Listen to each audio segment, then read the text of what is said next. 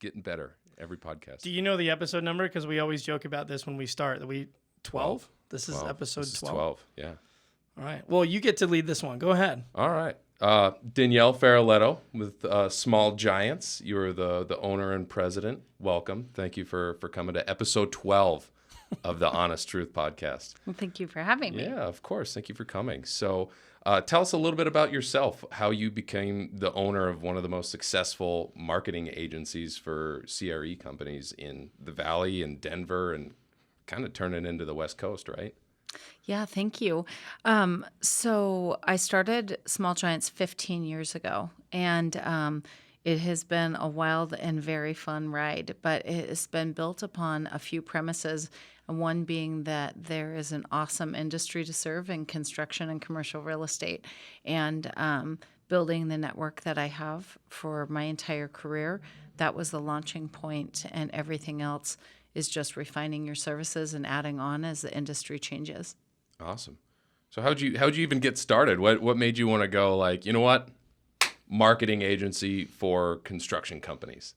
Yeah, I graduated from ASU, go Sun Devils. Number one in innovation. Yes, that's right. And got 2 degrees there, actually. And but when I first graduated, I got my very first job as a photography stringer for one of the largest daily newspapers here in the Valley. And I was off to the races. I was sure I was going to be, a national photojournalist, and you would find me chasing polar bears or something in, the Arctic. And that was not exactly what it was cut out to be, because I would make, $25 if my photo ran in the newspaper after I got the assignment, shot the photo, and if it ran, I made $25. So you clearly can see that didn't pay my rent. So I got a second job just to cover my rent as I was kind of pursuing this career. And my second job was using my degree, which was in journalism. And it was a trade publication for the HVAC industry and the electrical industry. And, I'm not going to lie, I was 21 years old, and I'm like, I have hit an all-time low. I'm going to be writing about electrical switches and ductwork. This is not for me. The very first person I interviewed, I was like, how come everyone doesn't know about this industry? It's so awesome. And just to see buildings come together and how much we don't know about what goes on in the construction world around us, I was just captivated by it. And so I was the editor of those 2 publications, and then I moved on to what is now ENR Southwest. I was the editor of that for 3 years. And Erica Lang, shout out to Erica Lang with the Arizona Builders Alliance. She and I worked together, and she sold ads, and I did all the writing. And we had an editor based out of New York at the McGraw-Hill Companies. And then we added Scott Blair on as an ad sales assistant for her. And he now runs ENR nationally. Wow. So it's a really fun story. And then Erica is the vice president of the Arizona Builders Alliance, and she does an unbelievable job. So the 3 of us just kind of made our way and kind of found all the people and the players in Arizona, Nevada, and New Mexico. Well, along the way, I realized that you build your network and you really build your career.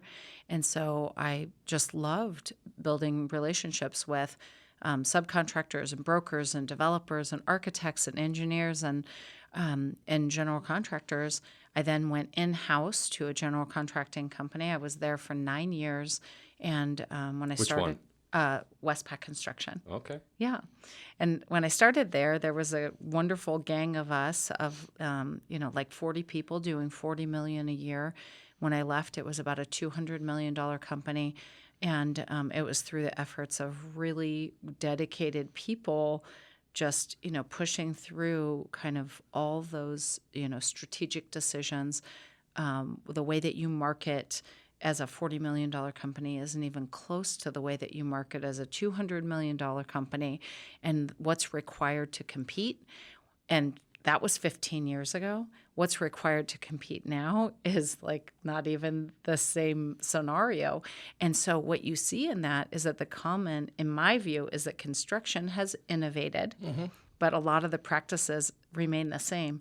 What has really what really keeps changing and innovating is the way that you brand yourself, the importance of your reputation management, relationship, building relationships, maintaining relationships, and having a marketing strategy that continues to be fresh and competitive. And so when I left there, I started Small Giants, and one of the best pieces of advice I got from a mentor that I had at the time is I said, here's what I want to do for the world. I just want to give this to the industry. And she said, she listened to my little business plan in my backyard, and she said, you know what I love about this is it's recession proof.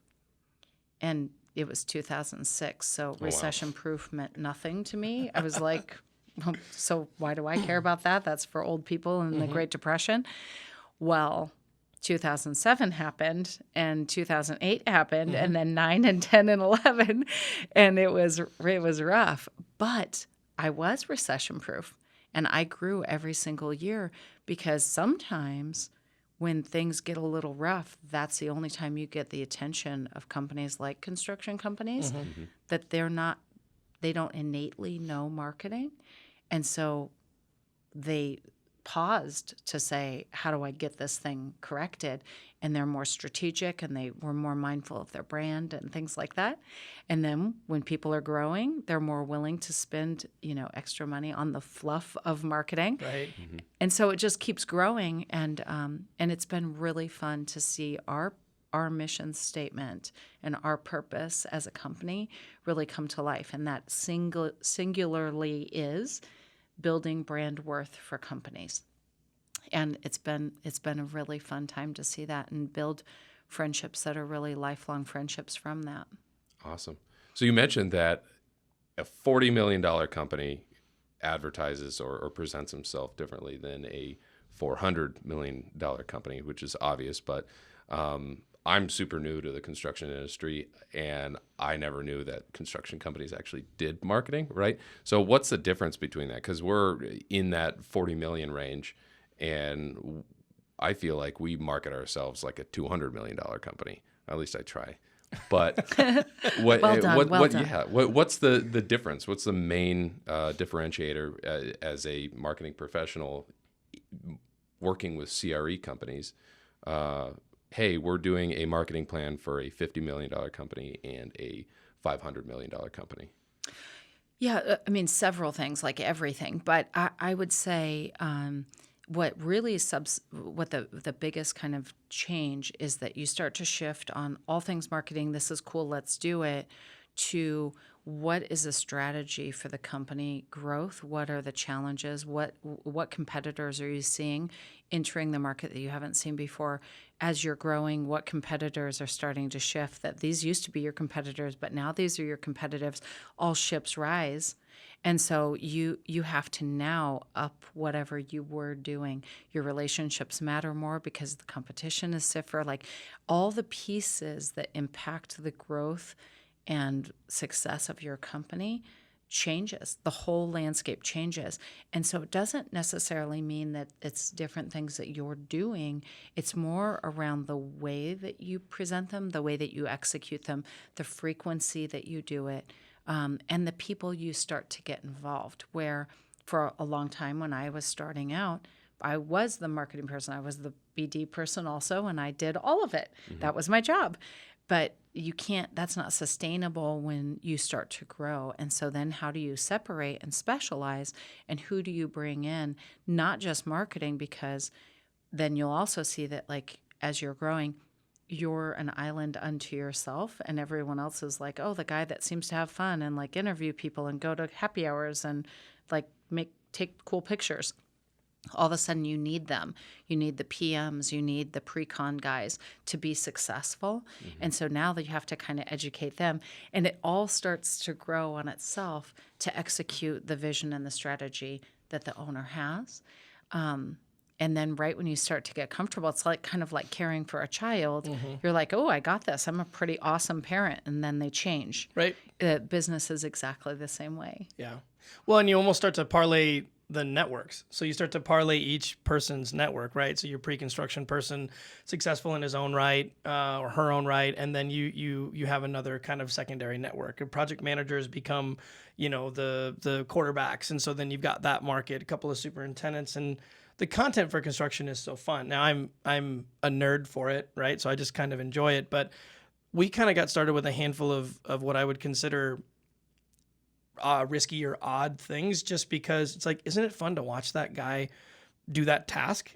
Just put a camera on him for 20 minutes and just and cut it up and make it fun, right? And so, so what kind of unique things are you seeing in our industry that's helping, allowing, forcing construction marketing to innovate? I think innovation in our industry comes a lot more out of need than like maybe tech industry, where they're like, that just sounds like something fun to do. Mm-hmm. And part of that is because there is so much risk involved in construction and certainly in commercial real estate, that all the risk is being kind of like exhausted in the projects themselves. Mm-hmm. But we have such bright people in our industry, dedicated people, and people who are willing to take a risk. I think it's all about trusting the person doing it and knowing that they understand your world, so then you'd be more willing to listen to something innovative that they have. To answer the question, I would say that the whole world is really pointing more into that tech realm. Mm-hmm. Digital, is certainly where you need to be with social media and with podcasts like you all are doing. Videos related to the explaining your processes and how you are different from your competitors. So communicating very specifically what your differentiators are through avenues like that. Mm-hmm. I also am very loyal to traditional marketing. I think a good story is a good story, no matter how it's executed. And really understanding what are the little elements of a company that can position you as an expert, so that you can give that gift to the industry as a form of marketing. Mm-hmm. So just really kind of well-rounded marketing principles, where you're sharing the limelight, if you will, with the successes of your clients, your trade partners, and then also your team, to really elevate that. One of my favorite things that you said was how tech companies kind of go about their marketing like, yeah, that sounds pretty cool, let's do that. And it's, especially with TikTok, it's turned into the Wild West. Like if you look at Duolingo's TikTok, it's just nonsense. All of it's nonsense. The Paralympics, theirs is just out of pocket crazy, right?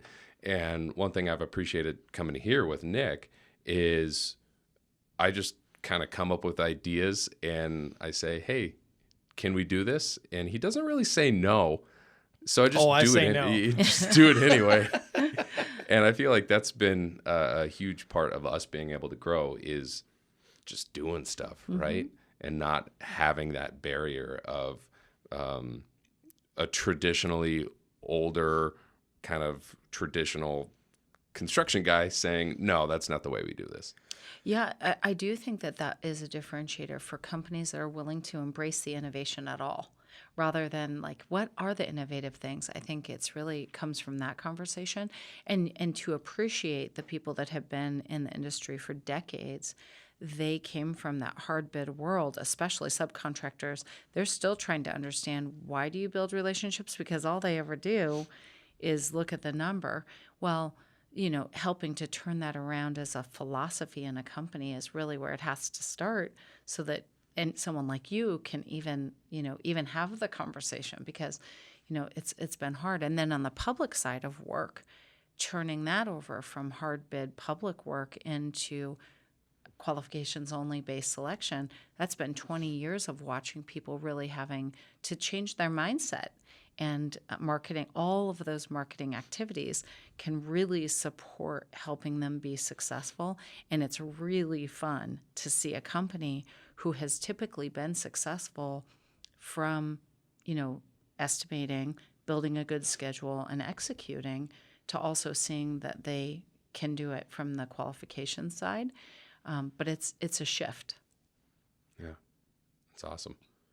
So obviously you've been in the industry for a while now, and you've been through a recession, and now probably coming soon a second recession. What are you seeing in the market that people are changing in their marketing strategy, in their RFPs? Like, are they putting something in their RFPs because of the volatility in the market that, hey, this is what we're preparing for, and this is how we're preparing for it? What are you seeing kind of going into the future? Yeah, I would say that people, whether it's private work or public work, that they are much more concerned about how their project is going to be delivered in this moment. So everything labor, everything supply chain, and just that disruption in the market. That, I guess, two sides to that. One, I would really advise our clients and anyone in the industry to be very, very thoughtful about how they're contributing to solve it, instead of like throwing your arms up and going, it's using it as an excuse. It's an excuse because we don't have direct control of it. But much like when you do a SWOT analysis, what are our strengths? What are our weaknesses? Mm-hmm. What are our opportunities? And what are our threats? Well, threats solidly are much more important than they ever have before, where that used to be just kind of fluffy, like, Right. World War III, I don't know. Now it's like we have to look at our threats every day, and how can you impact it? How can you do something about it? So that's one piece, is that obviously is something that's on their minds. And if it's not in the RFQ or the RFP, proactively, having some content and some thought behind that. And then on the flip side, if they aren't asking for some of the basic things, like, what are you known for? What are your customers saying and clients saying about you? What approach do you take that is making you successful consistently? And if, as an organization, you haven't thought about those things, I would really encourage you to capture them and get them kind of, contained, so that you can use them. And if they don't ask, you want to tell them anyway. Because sometimes, whether it's a construction manager or owner's rep that's putting out the RFP, or it's a doctor, I know that you all do a lot of healthcare Mm-hmm. and have a great reputation for that. That's not their business. Right. So they're going to do the best that they can, but they don't necessarily know what to ask. So proactively assisting them on, like, this is what you need to know. Yeah, I think we've taken that approach, at least partially, but like we've kind of been very forthright with, hey, look, these are the challenges that you're going to face, right? Whether or not that's something that's in the RFP or specifically called out, it's like, we know that these are going to be challenges, and this is how we're trying to solve them. These are our strategies, and then really to try to get buy-in from the entire group. So stop making it like a bunch of lines drawn in the battle where there's an architect over here, there's a client over here, and we're all separate. It's like, let's pull everybody in a room and say, look, here's 3 ideas that we have to solve this challenge. How do you feel about that? Well, I can't do that because of this. Okay, perfect. So we just kind of push and pull the ideas around the table, and we've really tried to be more collaborative about it. And so it's kind of been fun to watch a little bit of a shift where there's always competition in construction, right? Which I think is part of the reason a lot of us are drawn to it. But it's hard to have great collaboration and maintain the competitive analysis that has to happen. So it's been fun to watch I'll say the other side of the market shift a little bit, to say, okay, how do we collaboratively solve these problems? But then at the same point, maintain a level of competition. And so that's why I think a lot of things have shifted for qualifications based, right? Or some sort of interesting and or unique contracting methods, in order to allow the team to get behind the curtain right away and start working on solutions to the problems. Mm-hmm. I've never been in a situation before where just about every project we're on has a different type of contract.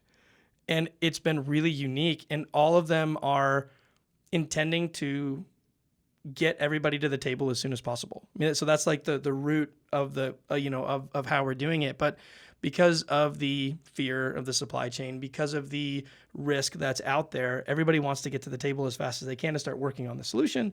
And so we're in a time right now where we've got a really interesting myriad of different contracts on different projects because the challenges are different, the solutions are catered, and so we've catered a lot of our contracts recently to adapt to that. It's been really unique. Mm-hmm.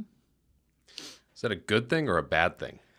I like it, but it's because it's solutions oriented, right? So I really appreciate that type of working style. Now, how do you maintain, if you're on the owner side, how do you maintain competition, right? How do you make sure that you're competitively, I'll say bidding, right? Even though it's not as much bidding as there used to be, but how do you competitively negotiate with contractors in order to make sure that, that competition is still there? But you also but the collaboration has risen to the top. And so I really think it's been much more about collaboration as opposed to competition. And then so our marketing has also shifted, in my opinion, to really push for high level of communication, collaboration. You really want to get the trust factor out there because you want people to want to go to work with you. And I think that that's really been, how we've focused. I don't know that I've ever seen anybody say, we're going to be the cheapest price. Like that's not what it's about. And there's times and there's situations where that is what it's about, but that's not what we market towards. And that's not, I don't ever want to be known as the cheapest contractor. Like that just sounds awful for a lot of different reasons, right? So we've always said this. So we want people to want to work with us because we want them to value what we bring to the table and be a equivalent member of that team helping solve those problems. Otherwise, it's just not as much fun. And I think there's a desire towards that's how we like to work. That's how our team likes to work. That's how our guys function the best. And so we try to put ourselves in those situations. And I think we've catered to that a little bit with our marketing strategy. Yeah, definitely. So kind of going off of that and in order for that to happen, that collaboration and everything with these unique contracts, you need to have staff, obviously, that are enjoying what they're doing. And in today's market with everybody's jumping ship to go to the next bigger paycheck, right? What are you seeing in the industry, or what are Small Giants doing as far as not just external marketing, but internal marketing, employee retention, making sure that they're actually enjoying working for the company? Like there's salary, but then there's also all of the other things. Like you're in the office for 10, 12 hours a day sometimes, and you're doing this for years on end. You're working with the same people. So it's like, how do we keep these people from like killing each other, right? How do we make everybody happy in the office and keep them here, right? Yeah, exactly. I think that's a really good point because the internal marketing it usually seems to take a back seat to external marketing because external marketing is largely about getting and keeping business. Internal marketing is sometimes not as emphasized. And there's really two reasons in my mind that I think internal marketing is so critical. One is employee retention.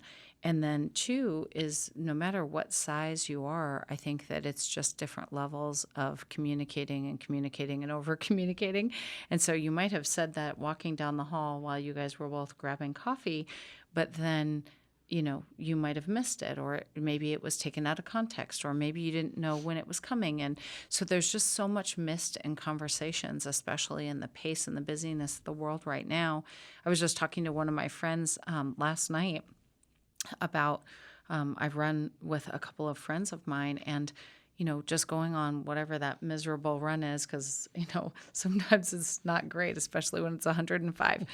But it's the rare time in my life that I can see that I have time to tell a story. I have time to communicate, And so where do you get those moments? Even in meetings, we're trying to pack in so much and someone has to leave earlier. They're on Zoom and the Zoom isn't working. And so when you think about the challenge of communication, it's a big one.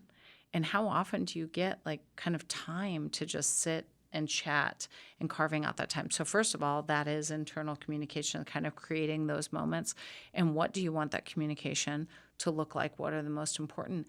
And now finding chat avenues. So again, going back to your internal strategy, what's your overall company strategy? all of these other things just really become the vehicles they travel in. So is it an intranet? Is it like Slack or some type of instant messaging? Do you have kind of cultural events? Do you have cultural committees? What are the things that people would step back and say add to their paycheck? And how do then you take those elements that you consider additional currency, basically, and market those and communicate and communicate and communicate them and emphasize them, then you have that material to also draw their friends. That's been one of the things that's been kind of the neatest for me, is I certainly went from, a company of 2 people, contract, to a full-fledged, full-time, fully benefited company many years ago. And then now we're at 50, almost 50 employees. Wow. And it's a lot to manage, mostly with communication. But what's been really nice is as we're sharing those things, people will invite their friends to our retreats and to our culture events and to our games and our bowling and whatever, we're doing a soccer team now. And they invite their friends, and now their friends are working for us. And so creating those advocates in your company that really understand what you're up to as a company to really grow that culture and tend to that. It's important, because you're absolutely right. In this market, everyone can leave and make more money, but they can't necessarily know where they're going from a culture side. And I have clients that have they're great company cultures. They have people leave and then they come back. And sometimes it takes that, but it's just a crazy world right now with the salaries. But on the flip side, it is a crazy world with rents and inflation and gas and groceries. Right. So. Yeah. It's funny what you're saying about people coming back. I think Nick has said this numerous times. Anytime somebody leaves, they're like, oh, they'll be back. So I think how many people have left and come back? It's 3. got 3? Yeah. Well, I mean, it's more of a joke, but yeah, and the reasons for exit are a little bit different, right? Like one was a family situation, a couple of other things, but yeah, I didn't know internal marketing existed, and Matt coached me on this, when we were fortunate enough to steal him away. I didn't understand internal marketing, and so it's like, well, aren't we just kind of like here to work? And I'm like a very meat and potatoes, lunch pail and a thermos kind of guy. It's like you go in, you work, and you go home, And so I didn't really understand company culture, company how important the internal side was until we started a growth pattern. And once we started a growth pattern, I was like, okay, so what are we going to do to help attract, people that want to come and work here? We'd never been to the colleges before setting up a booth in marketing. We'd never, contemplated an internship program. We hadn't really done a lot of these, really foundational things. And over the last couple of years, we paid a lot more attention to it, and it's been a pretty, we've seen the benefits of that for sure, specifically as we've added to the staff so significantly over the last handful of years, and it's really been beneficial. I've probably spent more of my time concerned with employee retention and hiring for our growth pattern, than I have where traditionally I'd be more, doors and block, right? And so it's like I've had to kind of transition my role as well to really start to think about making sure we've got the right people in the right places as the company grows, making sure there's a backfill scenario for somebody who's really on the up and up in their career, and really focusing on that. It's really a lot more than just coming to work every day. And so it was really a kind of an education period for me to try to figure that out and then embrace it. It took me a little bit. I did say no a handful of times when Matt first like, we don't need all this stuff. We don't need this. We don't need to do that. It's okay. People don't want to do that, but people want to feel engaged, and they want to come to work. They want to like the people that they work with. They want to enjoy, what they're doing. They want to believe that their company has a purpose. They want to believe that they're doing something more than just whatever widget they're making. And that really has kind of been, generational, but also kind of transformational, I think, for our industry too, because as the generation that's kind of exiting, the marketplace, is backfilled with a millennial generation, and then whatever, I can't remember what the next one is, but the younger generations, right? It changes and things shift. And so I think that's part of the innovation. I think that's the reason that we have a handful of different methods and tactics within our business as well now, because of the changing generation. And so we've got a couple of interns here this summer, we've got we've got actually a fairly young staff, which has been really kind of fun.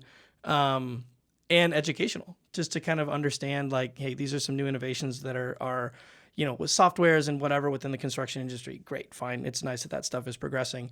But here's kind of a different way to think about going about this task or holding that meeting. Or, we do a handful of meetings now at a standing desk because it just kind of keeps people moving around. It's like, why does that matter? I don't know, but it does. Mm-hmm. And so the Zoom thing and the Teams thing stinks. And so we try to find different ways to combat that, make sure we get people in the office, make sure we huddle up in different areas like we chatted about a little bit this morning.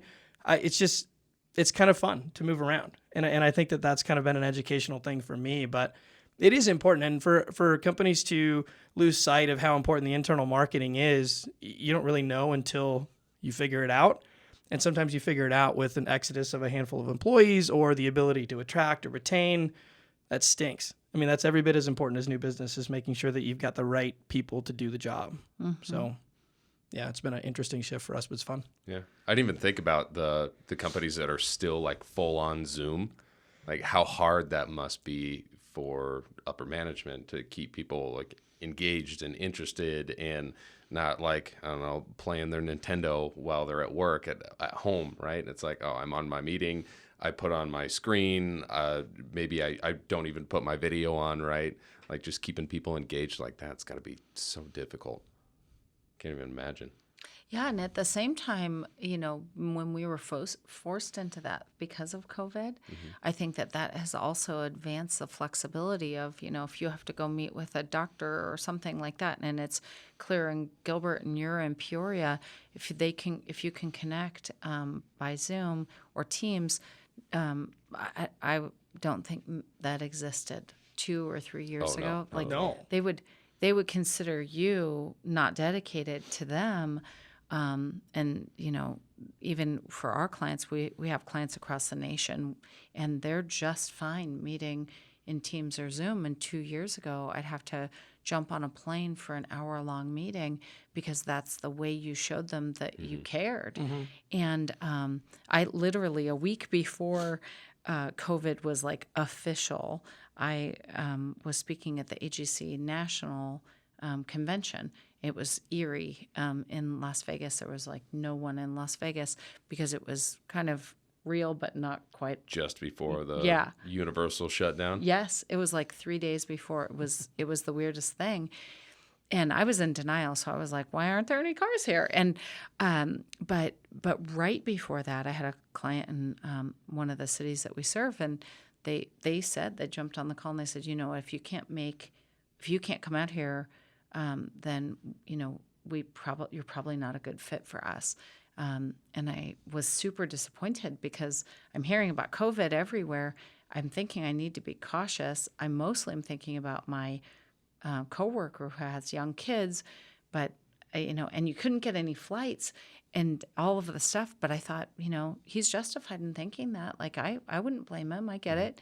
And then the shutdown happened, and all the meetings with them afterwards have all been by choice Teams, and they still haven't opened their office. And I'm thinking, wow.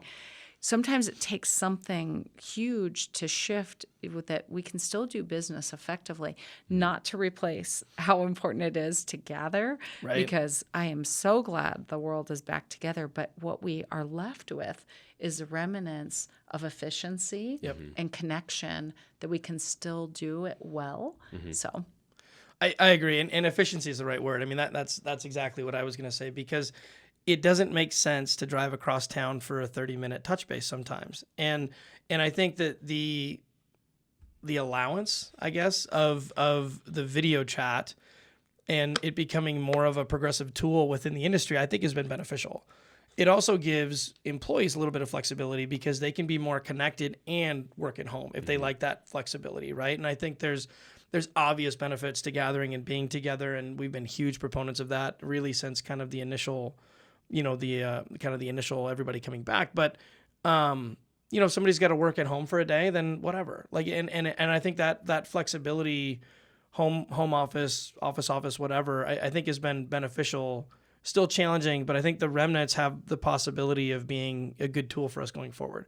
And I'm driving a lot less, which is awesome. And so there's a lot less windshield time for sure. But there, these little meetings and stuff, we were probably overdoing it with meetings prior, And so it's like, I don't need to drive 45 minutes for an hour meeting to drive 45 minutes back. It's 3 hours. It's like, why don't we just hop on a quick Teams call for 30 minutes and we'll accomplish what we need to accomplish, right? And so I think there's some of that. It doesn't necessarily, it's not the same, but I think it can add to efficiency, and everybody likes that. And so I think that's also been a benefit for the employees to be more efficient too, and feel less anchored down by the need to be in the office. So I agree. So last question before we kind of close this out, I guess.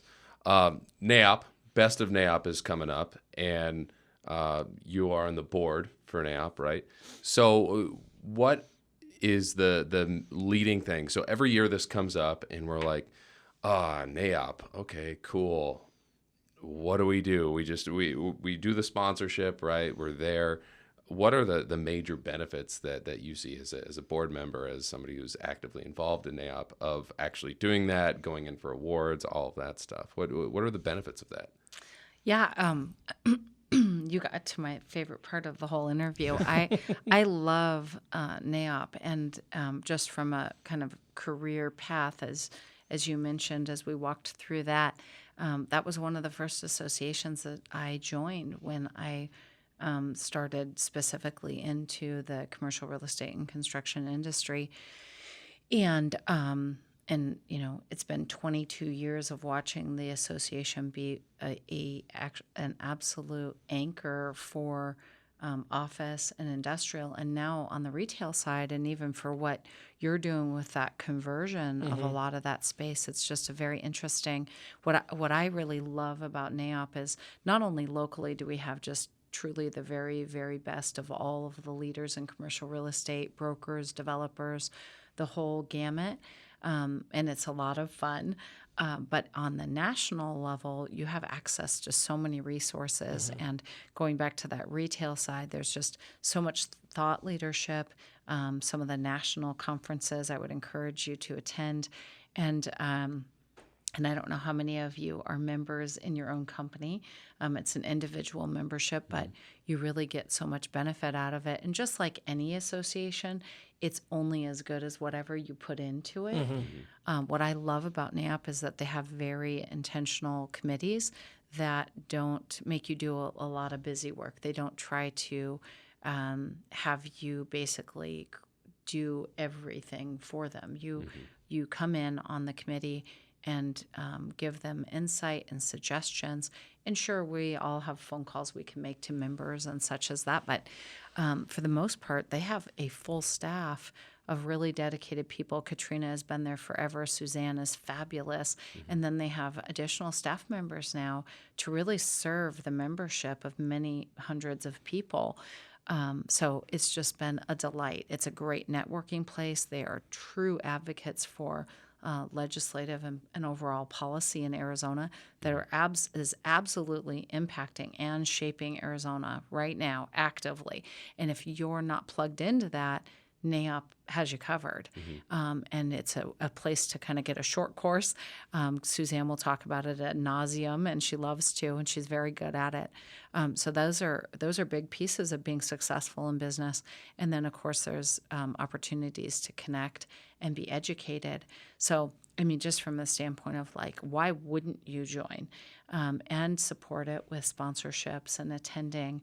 And then, of course, this week coming up is the Best of NAIOP Awards, and those are really just it's a showcase of people at the top of their game, doing really, really good projects. And the city and all of our busyness and post-COVID, I can look around and go, I didn't even know that was going up.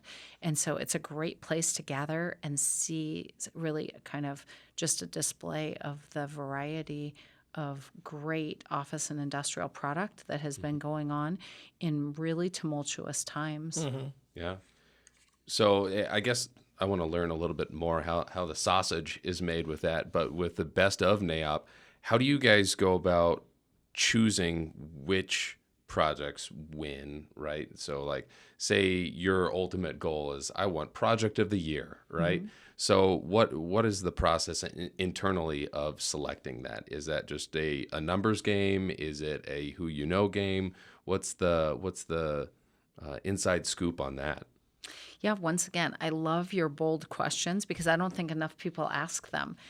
So I can say with complete confidence, I have no earthly idea. I am on the board. I'm at every meeting, and I'm super involved in the awards and all of that. And I don't know that because what they do is I know nothing more than you, which is the nomination. And the nomination, you really want to look at what the questions are and be thoughtful in your answers and, really kind of be selective in the ones that you think can rise to the competitive occasion. I guess I would advise that just as a marketing professional. But at the end of the day, what they do is they take all of these nominations and they have a committee of people who have been in the industry for a really long time and sometimes, shorter amounts of time. But there's brokers that have been on the board and president. They've been president of NAIOP National. And they sit in, and so they get this kind of group of diverse backgrounds. And then what I really appreciate to kind of dispel that myth is that it's not a bunch of buddies going, oh, yeah, we went golfing yesterday. How about I give this one to you? Who wants that award? Yeah. And that's not what happens. And there's a lot of pressure on that team. And I don't know who the team was.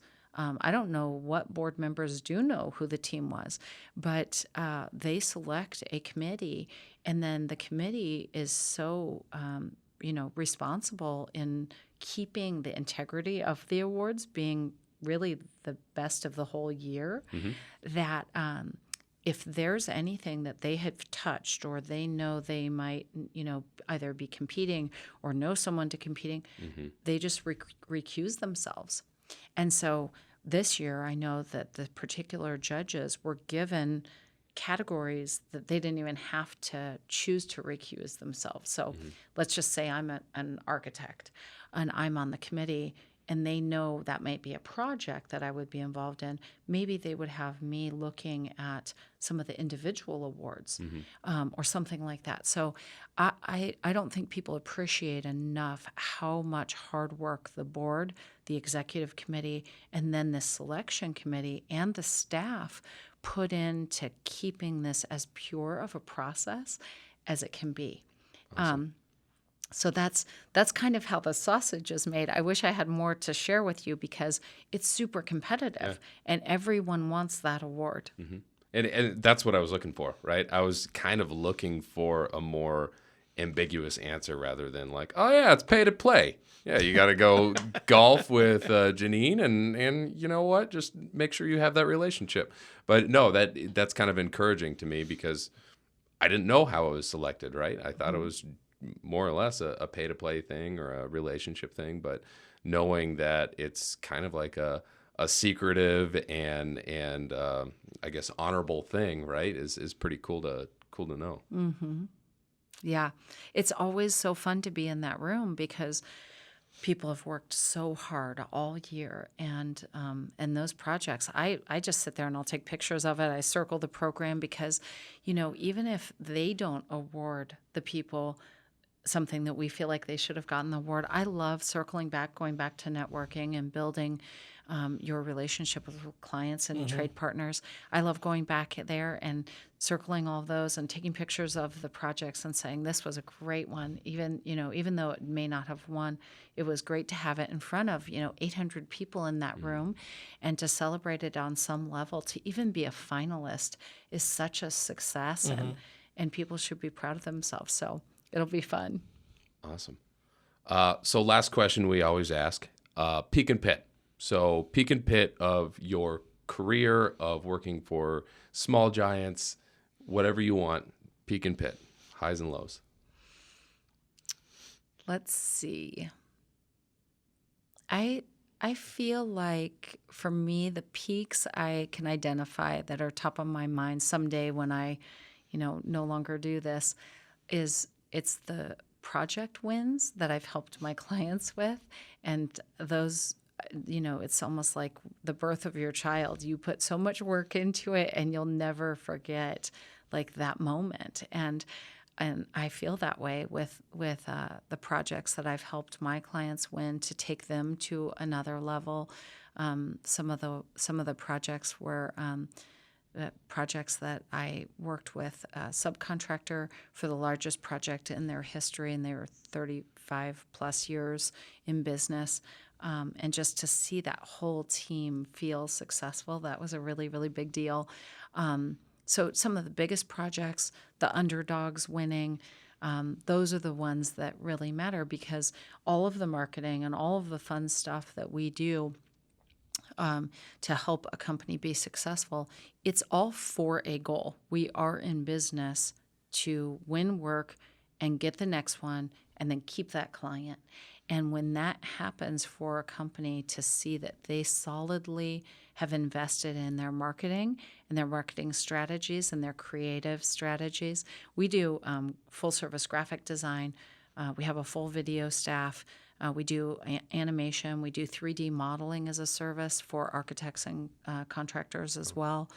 And then we obviously full service PR, ribbon cuttings, groundbreakings. All the things we do with 50 people in our company don't matter if they're not winning projects. Mm-hmm. And so to see the team see all the work that led up in pre-planning that and capture planning and pre-positioning with marketing, and then go out there and work hard to interview for it and then get it, it's just a beautiful peak. So those would be my peaks. I don't spend a lot of time in pits. I really don't. And I don't think you can as a business owner, because we all have them. I would say that when COVID became a reality, and I'm such a relationship person, and everyone ran for the hills, that felt like, I don't know if I want to do this anymore, because that's what I've built is relationships with my team members and with my clients. And when you can't see them and you feel isolated anyway, that was very weird feeling. But then the blessing in that is that became one of my little mini peaks. Is we sat down in our conference room, all glass conference room, and we just carved out on the glass what could be our plan B if we need a plan B. Thankfully, we didn't need a plan B. But in that plan B, I wish I would have taken a picture of it, because that's how we innovated. We started doing the remote video before that was even kind of set up. We innovated with animations and motion graphics to win work. And so how can we serve our clients to still be competitive, to hit those peaks? The pit was when it was like, yeah, now try it this way.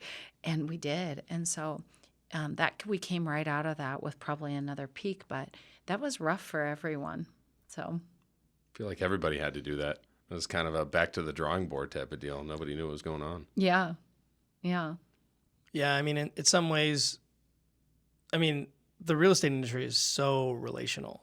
And so, that's how we secure most of our business, is shaking hands and kissing babies. That's just kind of how it goes. And when you can't do that, it was like, how do I get this to come through, with this submission? It's like, that's boring. It's just another email, just another whatever. And so we were working through some fun, innovative things too. How do we make this interactive, right? And so we throw video clips in with some of our estimates, like, hey, look, you can meet the team a little bit, right? Like, because we can't come and like deliver this to you like we normally would, or we can't shake your hand. I can't pull you aside and have a conversation so we get to know each other. So it's like, here's a video clip, I guess. Maybe we should start a podcast. And like, just this kind of like, how do people get to know us when they can't come and get to know us? And so that was interesting. And I agree with that. I identify not spending much time in pits, but using them in order to find the next peak. And I think that's what that taught us. So it's fun. Awesome. Thank you so much for sharing. Yeah, absolutely. Thank you for having me. Yeah, it was of wonderful course. to meet you. Great to see your guys' success. It's been a really fun little tour that we did, and I really appreciate the time too. Awesome. Thank you very much.